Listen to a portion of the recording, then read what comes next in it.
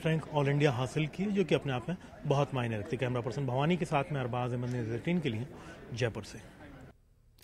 हुकूमत ईद मिलादुन्नबी सल्लल्लाहु अलैहि वसल्लम के जुलूस की इजाज़त नहीं देती है तो जुलूस हर इलाके की मसाजिद से निकाला जाएगा।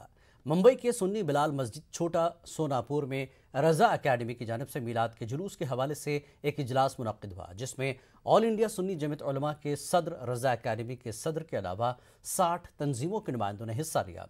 जिम्मेदारों ने बताया कि मीलाद के जुलूस को लेकर हुकूमत से इजाज़त तलब की गई है। उम्मीद है कि हुकूमत मीलाद के जुलूस की इजाज़त देगी, क्योंकि रियासत भर में मार्केट्स, शॉपिंग मॉल्स, स्कूल्स, मंदिर, मस्जिद सब खोल दिए गए हैं। होटलें खुली हुई हैं, मॉल खुले हुए हैं, बस और ट्रेनों में लोग सफ़र कर रहे हैं और 20 तारीख को सलीमा घर भी खुल जाएंगे।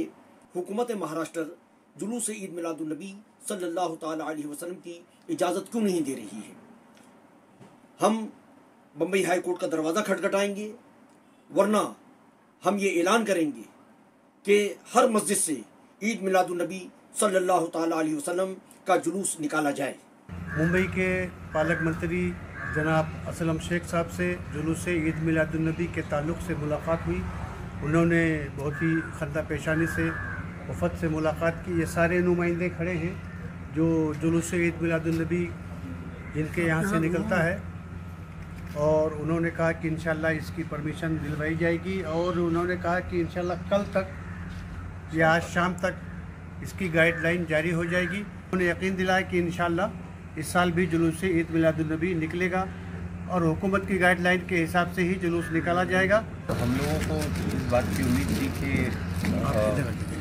अब की बार पिछले साल के मुकाबले में ज़्यादा ट्रकों की इजाज़त होगी, ज़्यादा लोगों को जुलूस में शिरकत की इजाज़त मिलेगी, लेकिन हमें लग रहा है कि ऐसा हो नहीं रहा है और वो पाबंदी हस्ब साबिक़ जो हैं वो बरकरार हैं।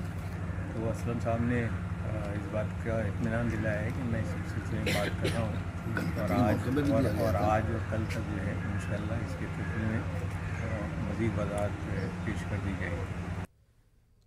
खबरों का ये सिलसिला जारी रहेगा एक ब्रेक के बाद।